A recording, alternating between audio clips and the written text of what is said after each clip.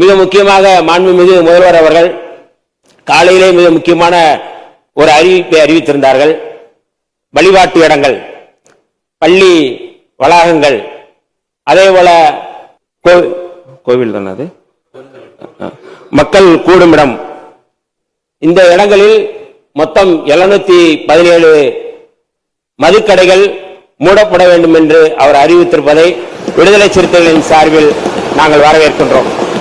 அதேபோல தமிழ்நாட்டில் மிக முக்கியமாக ஒரு நாகரிகமான அரசியலை முன்னெடுத்திருக்கின்ற மாண்புமிகு முதல்வர் அவர்கள் நேற்றைக்கு முன்னாள் முதலமைச்சரை சந்தித்தது, இது ஒரு எதிர்ப்புமாக இல்லாமல் தமிழ்நாட்டை வலிமைப்படுத்தக்கூடிய, இன்றைக்கு சனாதன அரசியலை முன்னெடுக்கக்கூடிய ஒன்றிய பாஜக அரசுக்கு எதிரான ஒரு குரலை, முன்னெடுப்பை, ஒரு அரசியலை இந்த அவை தலைவர் அவர்கள் முன்னெடுப்பு.